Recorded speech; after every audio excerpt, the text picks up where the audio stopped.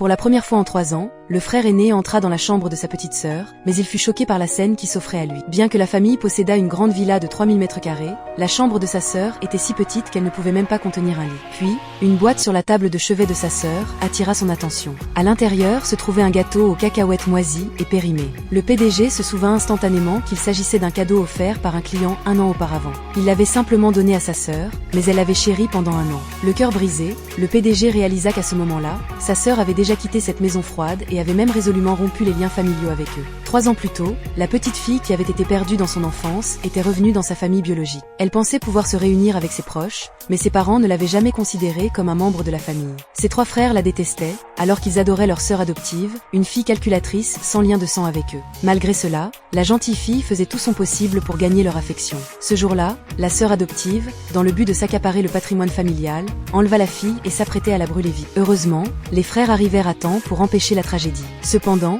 la sœur adoptive les accusa, prétendant que c'était la fille qui voulait la tuer. Peu importe les explications de la fille, son père au cœur de pierre ne la croyait pas. Il utilisa toute sa force pour la repousser d'un coup de pied, puis partit avec sa fille adoptive, laissant la fille seule dans le brasier, attendant la mort. À ce moment critique, l'oncle de la fille arriva juste à temps. Il la porta dans ses bras et courut vers la sortie, mais il fut malheureusement frappé par un bâton qui tomba et périt dans les flammes. Peut-être Dieu eut-il pitié du sort de la fille, car lorsqu'elle se réveilla, elle avait miraculeusement survécu. À cet instant, la sœur adoptive entra, le visage enflé et rouge d'avoir été frappée. L'instant d'après, tout le monde accusa la fille d'avoir battu la sœur adoptive, la réprimandant sans chercher à savoir qui avait tort ou raison. Cependant, la fille n'était plus le petit lapin sans défense qu'elle était auparavant. Elle admit son comportement violent, puis gifla violemment la sœur adoptive à plusieurs reprises, rendant ses accusations réelles. Le père ordonna à la fille de s'agenouiller et de s'excuser auprès de la sœur adoptive, ce qu'elle refusa catégoriquement de faire. Puisque cette famille ne voulait pas d'elle, elle n'avait aucune raison de rester. La fille prit la photo de famille prise peu de temps auparavant et la jeta violemment au sol,